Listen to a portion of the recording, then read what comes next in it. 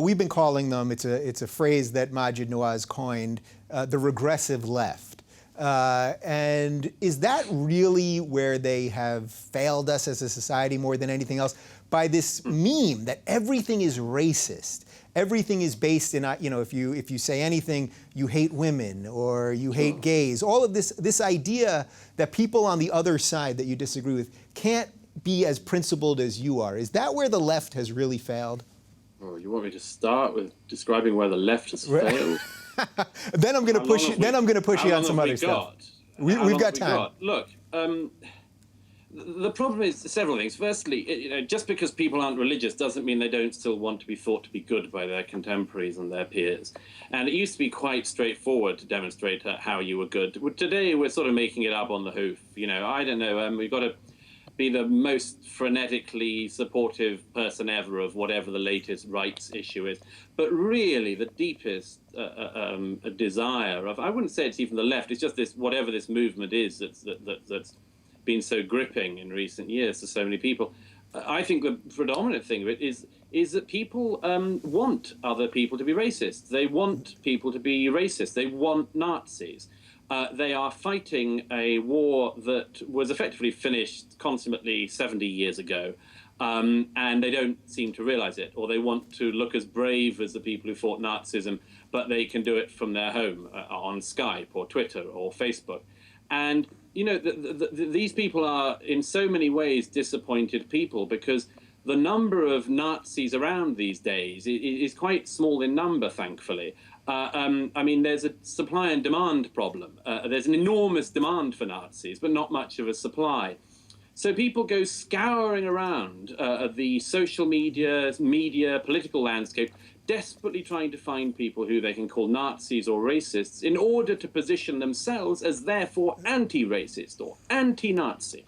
These people need this because they need to feed off it. And their great hope is that they can call everybody else racist, win, and then be the only person standing who's not a racist. It's terrible. I mean, these people are not only fighting, as I say, a pretty much dead battle, but they're wasting their lives in the process. Right. So is that where the meme of Islamophobia has come in and been dealt with in such a dishonest way? I'm going to guess that you wouldn't argue that there's no people that hate Muslims, right? You agree that some people just hate Muslims, right? Sure, and people hate all sorts of people, yeah. Sure, people hate people because of their color or their religion or whatever, so their sexuality, whatever. But this idea of Islamophobia seems to me that it's taken on this new thing where you're not allowed to hate an idea, not people. Yeah, I think this is one of the most successful ways that anyone's come up with in recent years to shut down debate. It's no surprise that the people who started off the term Islamophobia, the people who were keenest on it from the outset in the 1990s onwards, were Islamists. They wanted to portray themselves as the only defenders of Islam against these haters, these people who hated all Muslims, hated the religion. It's been a trick that's been going on for a very long time. Yeah, wait, just to clarify that, the word came from the Muslim Brotherhood, right?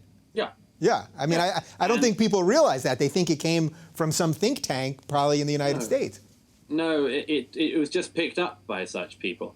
And I think we're in a real problem here because still most people, when they hear the cry Islamophobia, think, oh, this must be some racist problem and so on.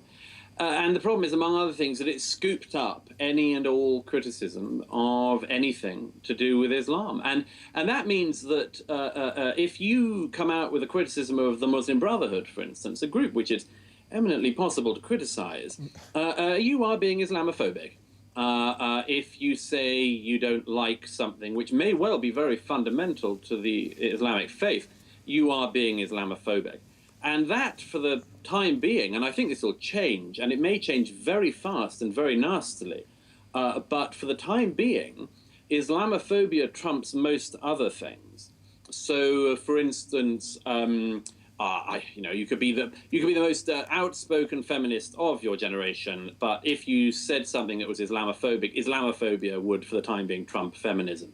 And so on. And gays, by the way, go really down and low in this pecking order. No one really cares about that. Right. Actually, people seem afraid to talk about the fact that ISIS is literally throwing gays off the roofs of buildings. There's no outrage over that, right? It should not be easier than this. ISIS throw gays off buildings, criticize ISIS, and what's more, criticize the ideology that they are coming from. I mean, ISIS pose an enormous problem because ISIS don't get their ideas from nowhere. They didn't invent them yesterday.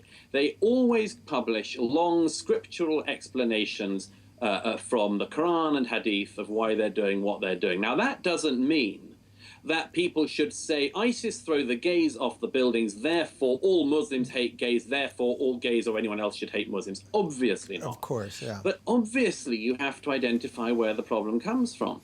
And I mean, I look around, I find ones of people willing to do this at the moment.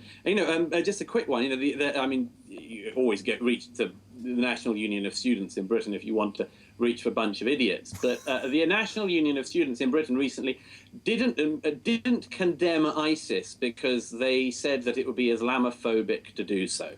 So while ISIS are throwing gays off buildings and raping young girls for the alleged crime of being a Yazidi or a Kurd or from a Muslim sect that the rapists of ISIS don't believe in.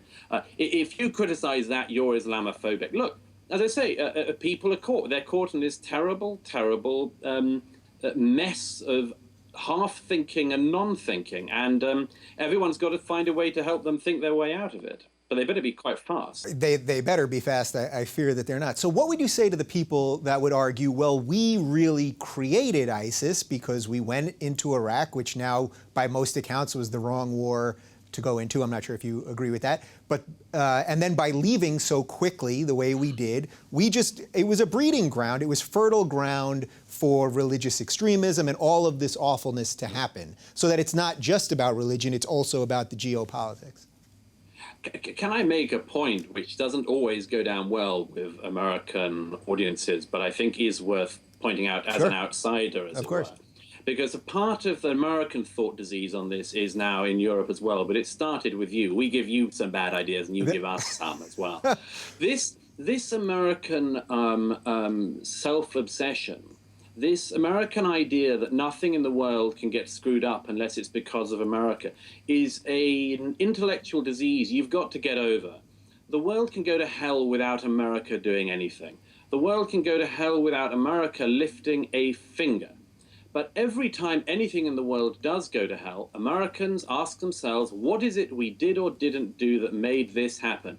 That's why you still see the amazing example of not only the President of the United States, but other senior figures in American politics, even wanting to apologize for, the era of the Crusades. I'm sorry, this stuff happened centuries before the British even discovered, the early cities of America and so on. I mean, this happened before the U.S. was founded.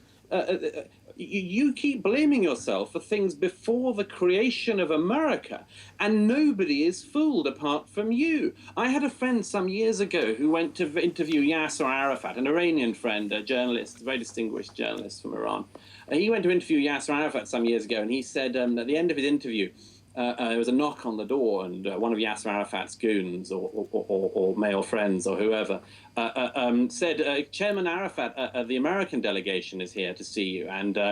And my friend thought he had a scoop, and he said to Arafat, who's this American delegation? And Arafat said, it's a delegation that's come from the U.S. to apologize for the Crusades. And Arafat burst out laughing. Right. Everybody laughs at this, apart from you. ISIS was not created because of George W. Bush. Al-Qaeda wasn't created because of Bill Clinton or George H.W. Bush. There are things that America can do well and things that America can do badly. And there are things you've done that haven't helped. There are things that Britain has done that hasn't helped. But it is not all because of you. Right. So I do agree. We have a way of making everything about ourselves. Maybe it's because we're a young democracy in a lot of respects, so we're still in our infantile phase, perhaps. Do you guys not have that in England? Because obviously England has done all sorts of imperial things, far more, a far richer history of imperialism than the United States. But No, you're saying absolutely. you guys don't have that feeling? Is that not? It doesn't exist at all? Britain could teach America something about imperialism, and it could teach America something about post-imperialism. We've been going through this for decades, and rightly so. I mean, Britain, like all countries after their height, looks over what it's done and wonders whether it was a force for good or ill in the world. And we have periods where we seem to think we did no good, and other times when we realize actually that on balance maybe things were better than that. Maybe we did more good than we did harm. It's always in the balance. It goes up and down, and perhaps so it should. But the fascinating thing to me again about this is it's so one-sided. I mean, we hear all the time about what empires do, and about the British Empire, and about the Mandate in Palestine, and about America's really quite minimal involvement, or at least quite brief involvement to date in the Middle East and so on. But, why don't we ever talk about Turkey? Why don't we ever talk? One of the most important and longest and largest empires in human history was the Ottoman Empire. I never hear anyone from America or Britain or anyone else saying, the Turks have got so much to answer for. Nobody ever says the Turks have done so much wrong in the Middle East, and until we punish them sufficiently, you wouldn't hear this. It's only people in America and Britain and the rest of the West who are so self-obsessed and know so little history, and what we think is we will be able to solve it if we beat ourselves up. And we could beat ourselves up for every year we have in the future, and it still wouldn't solve the problems in the Middle East. It wouldn't solve Iraq. It wouldn't solve Syria. It wouldn't solve Turkey. It wouldn't stop ISIS. It wouldn't do anything. It's a luxury. It's a luxury that I think is a kind of decadent luxury. I don't approve of it. You may have got that idea. Yeah, I think I got that idea. So it sounds almost like, sort of like you see this as like a disease of the Western mind, sort of, that our society, because of our freedoms, has moved so far past some of these other places that we turn everything on ourselves. We don't realize sort of how good we have it, or something to that effect. And also it's laziness. I mean, it's laziness masquerading as moral sophistication. If you go to a dinner party, I mean, I know you're in LA, so I mean, this is squared for you there. But if you were to go to a dinner party and somebody was going to say something about Afghanistan, and you wanted to say something really clever about Afghanistan, you would probably say something about how terrible American involvement in Afghanistan has been. If you cited any other power other than a Western power's involvement in Afghanistan, it's not so sophisticated. If you go for America or you go for Britain, you go for yourself, you look like you know something about Afghan history, which, let's face it, very few people do. Mm-hmm. You start to look like you know about Afghan history, and you also look like you're so morally sophisticated that you can even beat up on yourself. And what it means, among other things, is you don't actually have to pay attention to the world. You don't have to go anywhere. You don't have to really think about things. You don't really have to keep up to date, because every time anything happens, you can say, well, there was that time, and and just come up with some date, and hey presto, you walk away looking like you know something and looking like you're someone. Yeah, it's funny. I never thought of it sort of through the prism that you're presenting it right now, but I think Turkey is a really interesting example of this, because if I'm not mistaken, since 1974, Turkey's been in occupation of half of Cyprus, right? Isn't that they're in occupation of a sovereign nation, right? You've stolen one of my most salient, important points. I should have got around to you. Well, okay, all right. So I just tossed it up for you. Take it away. No, I mean, Cyprus is the most startling example of all. Turkey is a member of NATO and is in occupation of part of a European country.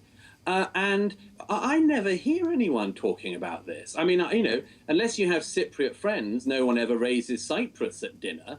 Whenever anyone's got a placard on the street marching up and down saying end the occupation, they're never talking about Cyprus. Right. No one ever raises it. Why? Because they don't care, and they don't know, And I know, I mean, these things, you can only point these things out and hope that over time, the trickle down of this information gets somewhere. But as I say, in the meantime, people have got a very narrow set of facts, and the easiest way out is to think it's our fault.